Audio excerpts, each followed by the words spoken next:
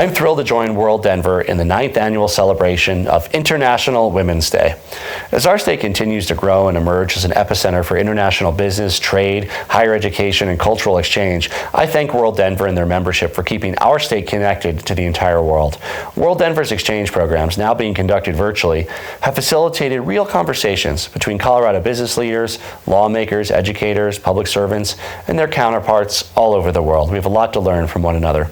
I'm also honored to recognize today's corporate honoree, Lockheed Martin, for their commitment to the advancement of women in the national security industry. As one of the world's leading aerospace and defense companies, Lockheed Martin has a long history of supporting women in science, technology, engineering, and math careers. The organization prioritizes engagement of employee resource groups like the Women's Impact Network and partnerships with organizations like the Society of Women Engineers, Girls Inc., and many more. With these activities, Lockheed Martin creates real opportunities for women in the workforce and continues to inspire the next generation of female engineers and scientists. Through providing a pipeline for female leadership on our most daring missions, from exploring the outer reaches of space to keeping us safe here on Earth, Lockheed Martin continues to be a driving force for gender equity in national security and defense, and we're thrilled to honor them today. Here to accept the International Women's Day Corporate Award on behalf of Lockheed Martin is Kay Sears, Vice President and General Manager of Lockheed Martin Space's military space line of business. Congratulations to Lockheed Martin.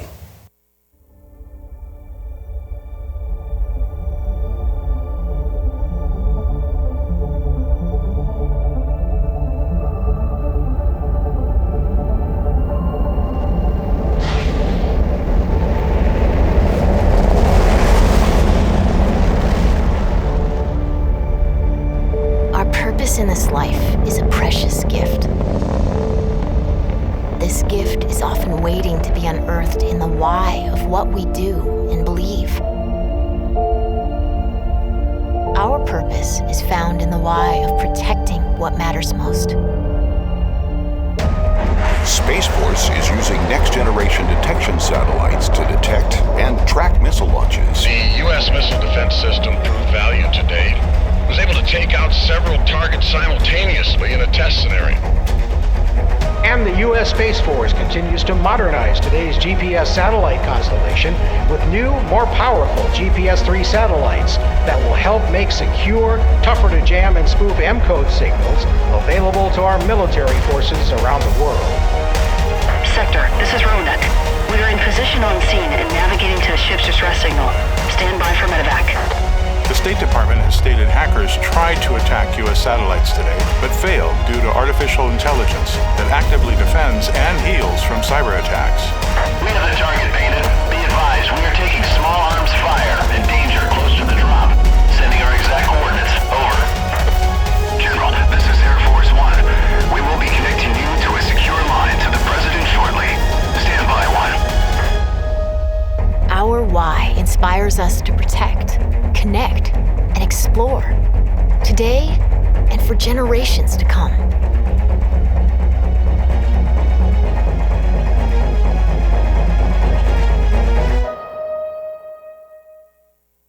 Thank you, Governor Polis, and thank you to WorldDenver for honoring Lockheed Martin with this award as we come together to celebrate International Women's Day.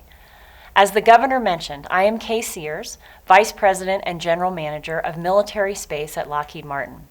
I lead the teams that build and deliver critical national security space capabilities and that protect our nation and troops around the world. Many of these systems also have commercial and public benefits, like GPS.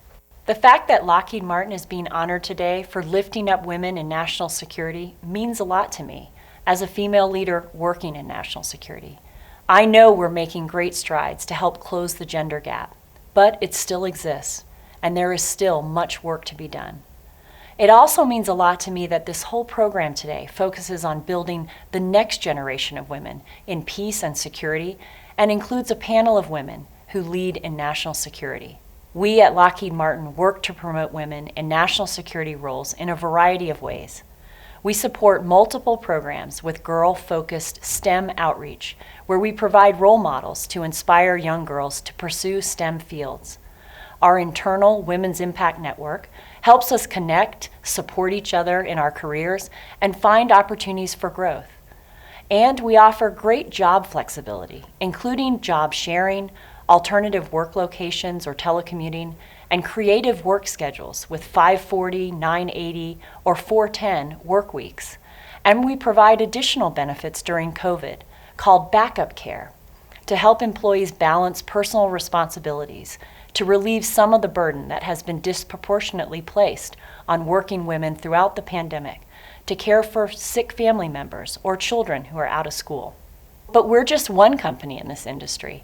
Having WorldDenver host today's event with so many incredible women representing the national security industry helps to highlight new possibilities to those who might not have considered this rewarding and important career path.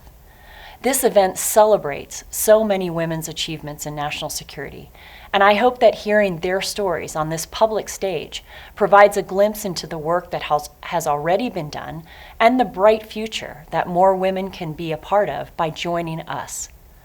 Lockheed Martin supported WorldDenver's mission and programs since before its founding, when programs were part of the International Institute of Education. Our support has included corporate membership, event sponsorship, and strong participation in your international exchange programs. Throughout our 9-year history, Lockheed Martin has hosted countless meetings facilitated by WorldDenver with leaders from around the globe in security, tech, and the aerospace fields.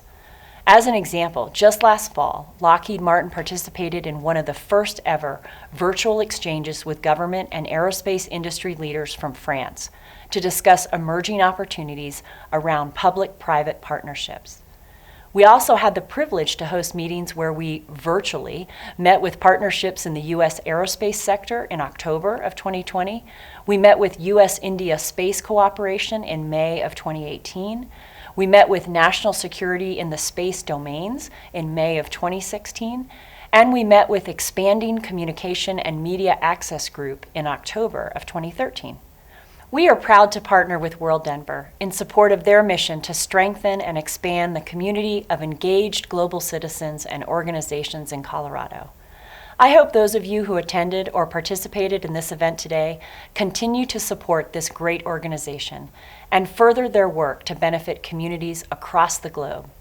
On behalf of Lockheed Martin, thank you again for this wonderful recognition. We will continue to do what we can to promote women in national security roles. And I hope that I can count on you, all of you, to do the same in your organizations and communities. Thank you. Hello everyone, Mayor Michael Hancock here. I am honored to join WorldDenver today in their 9th annual celebration of International Women's Day. Thank you, WorldDenver, for all your efforts to keep our city connected globally.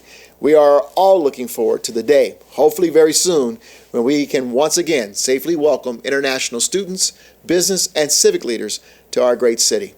And now, it is my distinct honor to present today's individual honor to MSU Denver President and former Undersecretary of the Navy, and my good friend, Janine Davidson.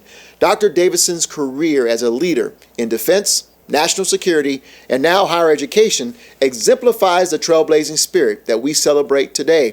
At MSU Denver, Dr. Davidson oversees the 3rd largest university in Colorado and educates the most students of color and the most first-generation students in the state. The university has high-quality, innovative programs like aviation, engineering, cybersecurity, and teaching that transform Denver into a better place to live.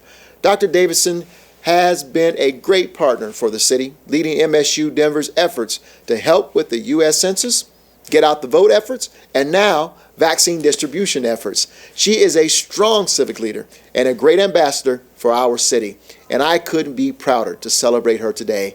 Congratulations, my dear friend. Well, thank you, Mayor Hancock, for that kind introduction. I appreciate your leadership of our city and your continued support for MSU Denver. I remember hearing you telling an audience once how you first decided to become a feminist, and it was when you heard the doctor say, "It's a girl," and I love you for that. Thank you, WorldDenver, for hosting this great event to celebrate International Women's Day. I am grateful to be here today with all of these accomplished and aspiring women. And what about that panel? What amazing women leaders. I am so thrilled to be in acquaintance with them. Well done. I'm truly honored to receive this award today. WorldDenver's mission to strengthen and expand the community of engaged global citizens resonates so deeply with me, so thank you sincerely for all that you do. But to be honest, getting honored in this way is always a bit bewildering. It seems to me that just about everything of note that I have accomplished in my life has a lot to do with luck and timing, sort of the right place at the right time sort of thing.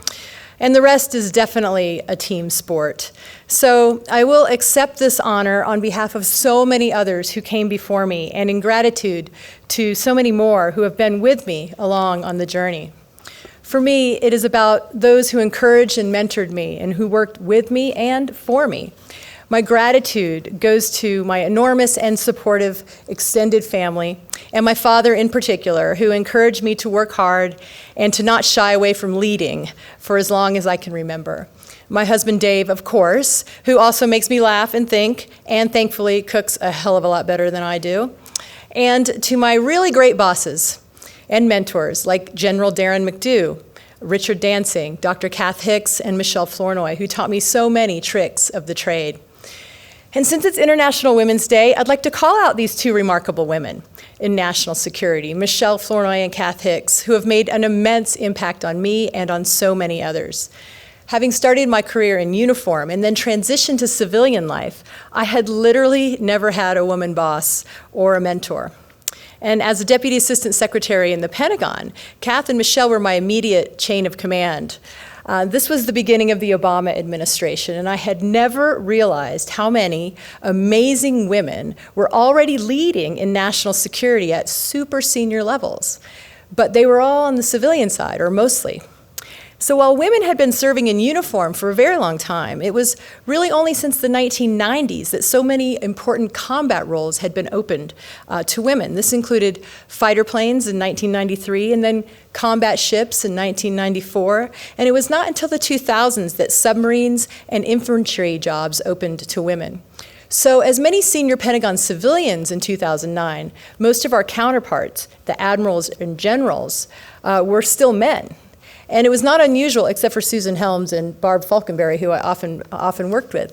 But it was not unusual for me to be in a meeting and note that all the senior civilians on the Deputy Assistant Secretary side were women at the table, while all the admirals and generals on the other side were men, with often Michelle or Kath sitting at the head of the table.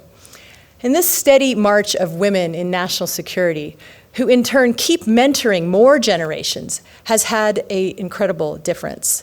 It is no accident that President Biden's Pentagon landing team included 13 women and 9 men and was run by a woman, Kath Hicks, who is now the first woman Deputy Secretary of Defense. Meanwhile, on the uniform side, women have been catching up. The last few years have included even more firsts, and here are a few just to celebrate. In December 2020, just less than 3 months ago, the Navy announced the first woman to command an aircraft carrier. And last summer, we saw the first African-American woman become a Navy tactical pilot. And now it seems like that kind of took a long time, given that the first white woman to become a fighter pilot, Jeannie Flynn, now Jeannie Leavitt, flew a fighter plane nearly 27 years ago.